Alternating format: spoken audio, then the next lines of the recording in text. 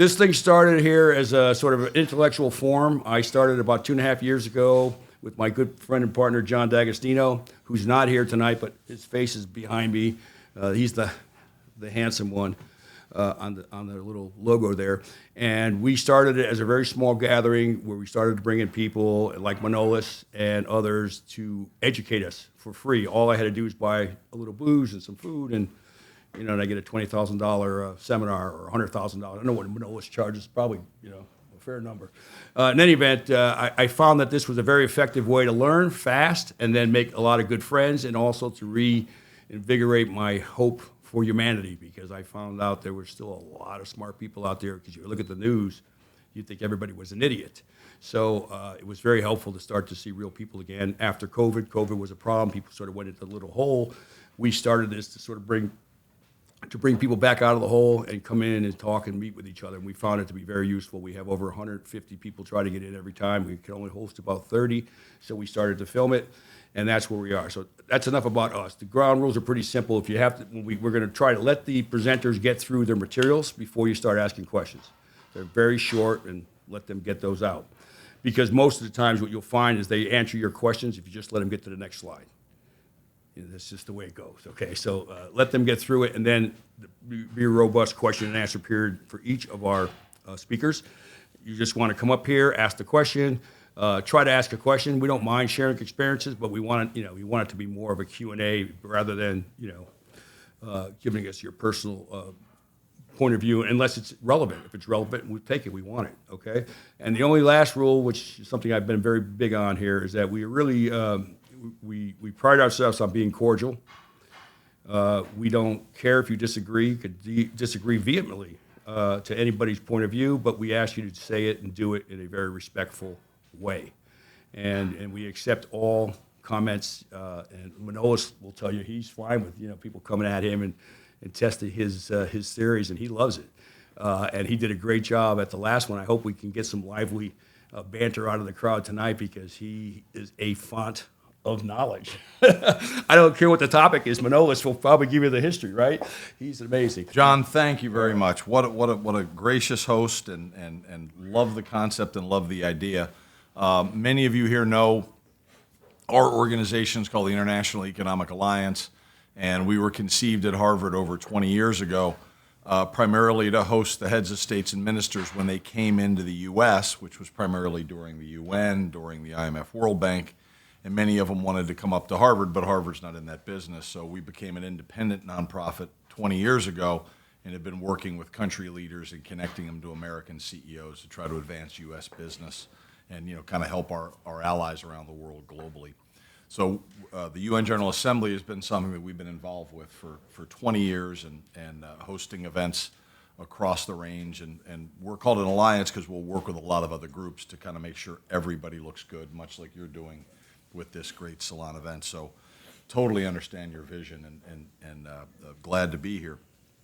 What we thought would be interesting tonight is something that we did at our event yesterday. Sunday we hosted the official who runs the German economy, and then this morning we had all the emerging markets, mostly from Africa and the Caribbean. But everybody around the world is really trying to understand, what is artificial intelligence? We've all heard the buzzwords. We've heard GPT. We've heard large language models, but we don't really know anybody who can tell us what it really is. So hopefully tonight you'll definitely understand you have that opportunity, what's different. And then the most ultimate use case is what Manolis Kellis has done at MIT, using artificial intelligence to actually find cures for incredible diseases. And then recently, as John will be able to share, he's working on a new way of all of the technology that he did to find these cures, to help all of us be able to manipulate information in similar ways that helped him a lot. So we hope that you'll enjoy this and really have a chance to ask questions that you wish you could ask. And John, they're in your hands, and look forward to them getting some good information. I'll heckle you in the background too if I have to. That's your job. Well, I'm going to do a quick background, the truncated version one of Manolis, because his Vita is a book in of itself. So Professor Manolis Kellis is a world-recognized leader in the field of precision medicine, disease genomics, digital health, machine learning, and computational biology. He is a professor of computer science at MIT, an institute member of the Broad Institute of MIT and Harvard, and a principal investigator of the Computer Science and Artificial Intelligence Lab at MIT, and the director of the MIT Computational Biology Group. His research spans an unusually broad spectrum of areas, including disease genetics, epigenomics, gene circuitry, non-coding RNAs, regulatory genomics, and comparative genomics. His been published in 200 articles, 90,000 citations. He's won every award possible that, other than maybe a couple Navy SEALs. Have you won any Navy SEALs? No, I don't think he's got any of those, but he's got every other academic award. He is one of the most interesting people I know, and he is so smart and he's so helpful to come speak to us tonight. Manolis, please take away and go ahead and make your presentation. Then we're going to have a Q&A as we always do afterwards. Thank you so much. Fantastic. Thank you guys so much. It's a pleasure here. So nice to see actually familiar faces. I remember when I was there in the room in person a few months ago. Hello. So I'm here to tell you a little bit about, perhaps to reassure you that we are not going to be left out. And a lot of people are concerned a little bit about AI right now. They're like, okay, what's the role of humans going to be? Are we going to be able to play at the same level as AI? Are we going to be able to compete? Is it going to simply surpass us all? And I think a lot of the challenge associated with that is the fact that humans are feeling left out, and humans are feeling not just left out as in, oh, we're not invited to the party, but left out of the data. So right now, all of us as humanity, we've been convinced that data is the new oil. And every company out there, every government, every city, every state, every country has basically gone out and gathered massive, massive data sets. And yes, data might be the new oil, but we don't have any refineries. There's no way to turn all of that data into insight, into human understanding. And instead, because we're so inundated in data, we've basically kind of engaged the machines to come and understand it, to come and take care of it, to basically do all of the understanding for us. And what I'm going to argue is that this has in part been because we haven't created the tools that would allow humans to feel comfortable with massive, massive amounts of data. And in particular, something that humans have been very, very good at is understanding a landscape, understanding hierarchically a lot of concepts, being able to reason geometrically and topologically and geographically. And that's something that we have evolved for in the forests and the steppes of the savannah.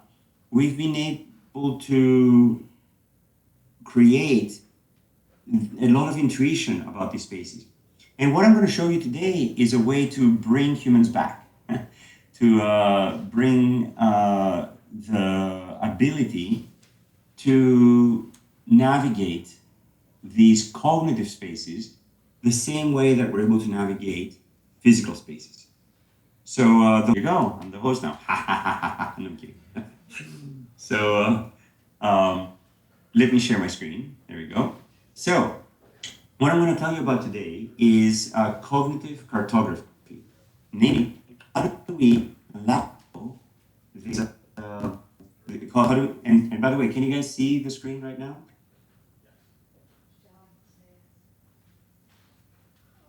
Can you see it or not? Yes. Okay, perfect, fantastic. Okay, so basically what I'm going to show you is how do we map, how do we create a cartography for ideas? How do we navigate not just physical space, but cognitive space? And how do we use AI to enable humans to be key drivers and participants in innovation, collaboration, education, productivity? And how to create systematic serendipity, how to bring connections that sometimes only happen by chance, by understanding the content of these documents and then bringing it together. So as a Greek, I'm going to start with one of the earliest maps. This is a map by Eratosthenes of the ancient world at the time. And you can see Greece here in the middle, you can see Italy, you can see Europe, the way that they had understood it. You can see that this is remarkably detailed for somebody without satellite. But what's really interesting is that maps have been fundamental to human progress. If you look at ancient civilizations and how they were able to conquer land, to understand, to sort of map out things, to build things, maps have been essential.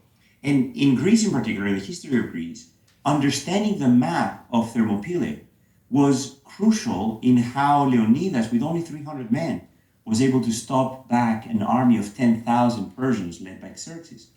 And it is that understanding of the map that led to the success of the Greeks in stopping their Persian army, but also the failure of the Greeks because, a traitor was able to lead the Persian army around this landscape. So maps can be essential in how you can win or lose wars that sometimes change the face of history. And if you look at maps today allow us to do so many things. Basically, when you go out in a ski resort, being able to understand this landscape, being able to understand the land masses, being able to understand if I take this turn, this is the place where I will be. That has a huge potential to understand the landmarks, understand anchor points, decision points, street names and highway names, to be able to orient yourself in a sea of knowledge, being able to simplify, to abstract, to summarize, and being able to guide decision making. So we have these maps for physical space, and if you go to Disney World, for example, you have a map that has been extremely curated and changed to show the salient information rather than every random sidewalk. And it's the same thing with these types of maps, and it's the same thing that we would like to create for cognitive maps. We would like to be able to systematically understand how thousands or millions of documents fit together with each other, to understand the land masses, to understand the space of knowledge. And what I like to say is that if you give a scientific paper to a student, the student will be able to study that one scientific paper. But the professor, who has a 20-year experience understanding the whole field, will know exactly where that paper sits in cognitive space. In other words, any beginner can collect data and facts, but a true expert is able to weave them together into the fabric of knowledge space. That's what we want to do systematically. We don't want every one of us to feel like a novice. As soon as you arrive in a large data set, you look at every point and, yeah, sure, you can understand that one point, but you don't understand how they fit together. What we would like to understand and what we would like to enable people to do systematically is to take millions of articles from the New York Times and then understand where a new article fits in automatically.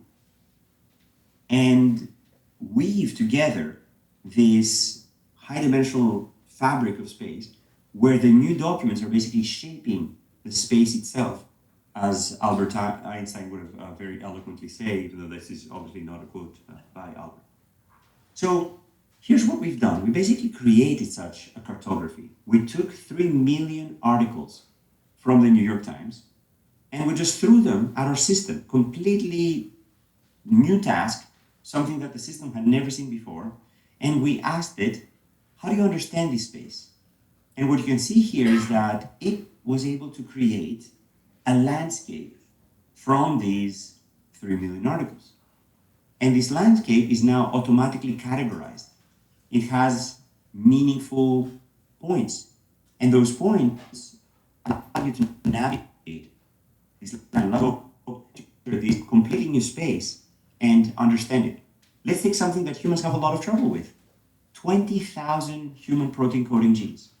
So we basically took the description of these genes and we just threw them at the same system.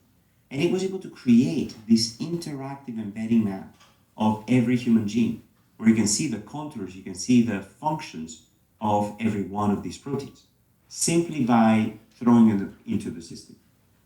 Similarly, we took every scientific paper that was written by an MIT professor and every grant that was obtained by an MIT lab. And we said, okay, can we put them together on top of each other? And what you can see here is this three-way landscape between the papers, the grants, and the actual physical world where the research is being done. So by being able to create these connections systematically, we can gain a lot of insight about perhaps who should be talking to whom, or which team should be collaborating, and which papers are in fact citing past each other without realizing it. Over here you can see the same knowledge map that I'm showing you here, but now with a temporal bar that allows me to now see how knowledge changes over time. So these maps are not static, they're dynamic. You can live in them, work in them directly. On the right here, you can see quantitative information mapped onto that map. So this is 100,000 loans that are clustered based on the description of, who these loans were given to. And you can see the grade of these loans directly on that space. So now you can understand the context of every one of these fields. How are we able to understand what makes a loan have a good FICO score, a good grade? Here at the bottom left, I'm showing you the same thing, but now for navigation of knowledge, navigation of classes of education, where you can see now all of the prerequisites, for example, between different classes at MIT, and that cartography of how do I navigate the knowledge? Where do I enter? How do I walk? Where do I go? And the same thing with every one of these spaces. So here, again, I'm showing you that you can take podcasts, you can take websites, you can take all of Wikipedia, and then create these maps. And then on the bottom right, I'm showing you a map built from our own research group, where we have basically able to now take every idea that we've generated and see how these ideas fit together in a landscape. So these are the maps, and this is the extraordinary diversity of areas that you can apply them to. But we don't want simply a static map. We don't want simply a piece of paper or even an interactive landscape. What we want is a workbench. What we want is for people to be able to go into these spaces and touch them, ask questions, group them, cluster them. So we basically created this AI-powered interactive visual data science workbench that not only has this space, but it has a search bar. It has the tree that allows you to now understand all of these spaces. It has clipboards that you can add documents to. You have the results here that you're able to search through, and you have an AI assistant that you can ask any question you'd like. So you can use that to sort of blend through these different modalities. You can use that to now explore hierarchically everything, using this tree. You can now search either semantically or by placing a location, and you can now see the results of these searches organized by themes, and you can be able to ask questions about the search results. For example, here I'm taking every podcast that Lex Friedman has made, and I'm searching within that podcast for the word AI. And you can see here, a lot of these documents, and now I can ask which speakers talk about optimism about AI. And then you can kind of ask the LLM questions about that space. You can sort of interact directly. You can also use this lasso tool that we have developed to select points directly in this space. So in this particular case, it's a student and they're looking at all MIT classes, and they're selecting these two clusters of particle physics and solid state physics. And then they're asking, okay, which of these physics classes would you recommend for a junior who has not taken much physics before? And it's using all of that as a context to be able to answer in place about specifically the question asked. You can also ask, how is a particular path making sense in the context of that cartography? So you can now draw that path, and you can say, okay, how do I explain that path? Like, how do you make sense of it? And here it says, okay, this is a shift from economics and social science to multidisciplinary approach, where you can actually, see how the knowledge is evolving. So you can also do all kinds of things. You can basically say, hey, if I take Fox News and CNN and New York Times and Washington Post or Reuters, and I overlay them on top of each other, what topics are they covering differently, and how are they covering? What is the bias in different news sources? And you can start plotting this quantitative data directly on these spaces. And you can plot edges, and now we can take this cartography and we can turn it into a game. We can basically say, okay, we have students all over the world who want to learn. You can basically now create cities and landscapes from these edges, and now have the students go in and sort of walk through and understand these spaces. And you can for example, learn new skills by searching and sort of finding, hey, what should I learn about first? So that's what I see as the road ahead. I see a place where we can use AI to help create this cartography for humans. We can basically take the latent embeddings that the artificial intelligence large language model is using. We can create joint embeddings between protein structure and protein function and gene expression patterns and genetic association and disease, and create these joint representations where the AI is allowing us to bring together multimodal information and use AI as a Google Maps, use it as a way to navigate this knowledge space. And of course, this is not just a theory. This thing exists. You can basically, systematically search across all of these spaces. You can see, the different aspects. You can, for example, search for robotics, and it will show you all of the documents that work with robotics. You can ask questions. What are the key insights from these documents? What are the most surprising findings? And then it will, go and find these, and so on and so forth. So I want to reassure you that maybe the reason why we've all been so scared is because AI has kind of been the only entity allowed within these huge data spaces, but that perhaps humans could enter those too. And then you can, go and search any of these spaces. You can basically find genes that I showed you earlier. You can find legs. You can find, for example, for mental health, you could say, okay, you can now ask questions about mental health to hundreds of people, and then you can automatically see, what are some of the, key results. For example, parental health concerns or personal concerns or obsessive compulsions or, health concerns or anxiety or, existential crises. So when people defined the terms that, would be used for psychiatric disorders, way back in the 80s, the challenges of today's youth were just not around. And I think being able to now search, I don't know, for divorce or, parents or, anything like that allows you to now start creating this automated cartography about almost anything. So that's what I wanted to share today. I think that the ability of humans to be able to enter this space, to be able to navigate cognitive spaces, being able to not just ask AI, hey, what do you think of this data, but just go in and start, poking at stuff. So the analogy that I want to give is that if I give a bunch of cards to my 3-year-old, they're going to be, tossing them around, moving them around the table, grouping them by color, by shape, and they're doing data science. They're finding patterns. And data science is not done through Excel. Data science is done by touching and moving things and, manipulating them. And that's what we wanted to create. This is how my brain works. This is how I think. And I've met so many people who basically tell me, wow, I can't wait to map X or Y or Z. So we're looking for cartographers, we're looking for navigators, and we're looking for spaces to map. So for those of you with massive data sets that would like to explore them, for those of you with surveys that you might be afraid to put out just because it's going to be hard to navigate with all of these results, we are eager to collaborate and ready for business. So that's where I'll stop. Excited to take any questions. Okay, thank you, Manolis. And we're going to go ahead and start bringing people up right now to the microphone. Let's get it started. Great opportunity. Sounds great. Hey Manolis, good to see you again. I actually enjoyed your first talk. So in terms of obviously one of the dangers of AI, especially in terms of I look at AI in terms of Gen AI as because it is the whole human data set, right?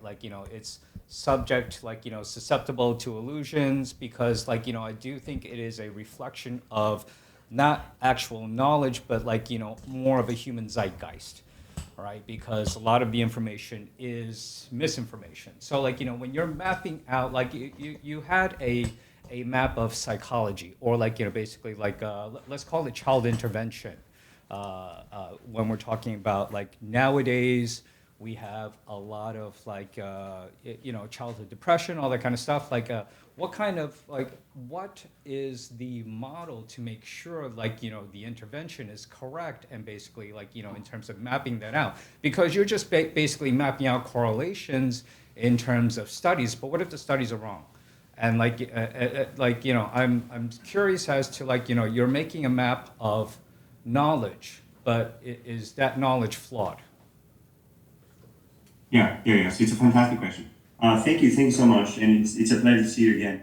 So I think there's right now, for example, when you're saying, "Oh, I don't want an AI doctor," and by the way, can I ask you to sort of sit at the chair while I'm speaking, just so that I can kind of see your reactions and adjust my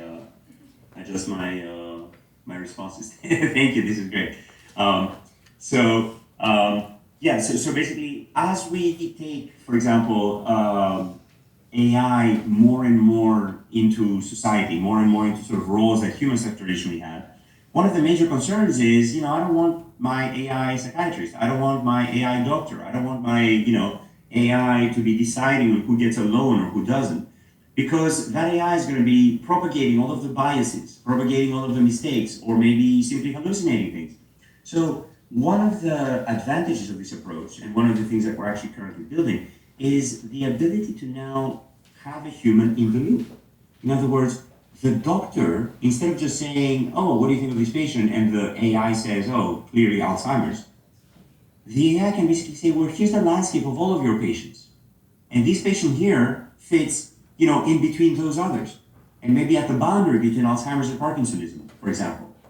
And the variables that would get that patient to move one way or another way down that space are, more motor, symptoms, or, lower amyloid beta measurements, and so forth. And suddenly, it is no longer a black box model. Suddenly, it is transparent. So, for example, when a set of psychiatrists are looking at this landscape, they can say, "Oh, well, I'm going to see these people on Friday, I'm going to see those people next Thursday," and so forth. And now when the doctor is meeting these patients, they understand that they all fit somewhat within a group, and they can focus on the particularities of each person relative to that group. Whereas if I randomly shuffle these patients and I give you one at a time, the first thing the doctor is going to say is like, "Oh, yeah, well, this appears to be a case of schizophrenia or, personality disorder, or you name it." And they're going to be treating the buckets instead of treating the individuals. So the ability to sort of have this landscape allows this extraordinary multi-resolution view that humans have of the world. And it allows more transparency, it allows more accountability, and it sort of provides this ability to question, why is that person here? Why is that grant rejected? Or, why am I assigning this doctor to this patient? And so forth. So that context, I think, is extraordinarily crucial. And that transparency and accountability and traceability of the decisions is something that this visual approach to AI is enabling. Does that answer your question? Is there Yeah, I mean, it does, because basically you're essentially giving me a visual logic map to how you're gaining visibility into the decision tree, essentially, right? And when you raise that point, it's absolutely fantastic, but and allow me to be the devil's advocate in terms of just saying most people just don't care about it and just want the answers, and they would rather take the lazy way out and basically what, I don't care about the black box, as long as if I have enough trust in the system, just give me the answer. I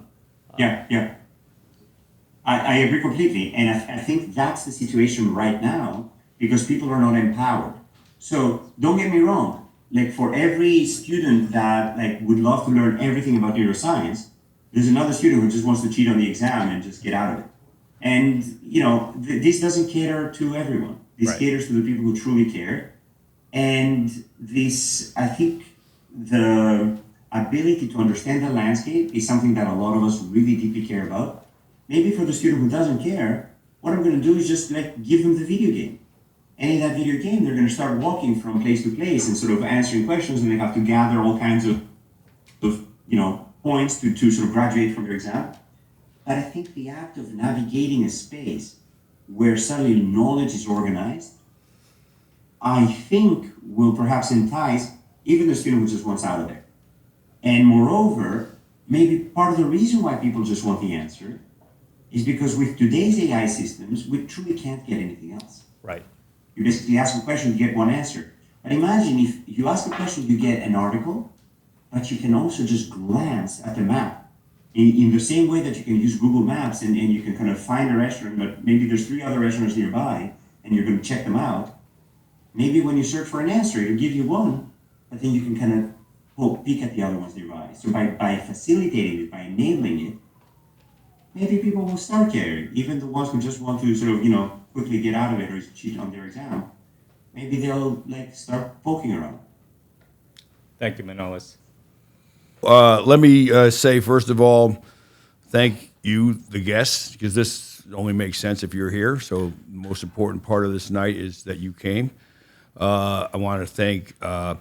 I want to thank Manolis. I want to thank my staff, Jenna, the producer, takes care of all this, my crew that does all the food and beverages, and we hope that you enjoyed it. And there's going to be a little bit left afterwards for your entertainment.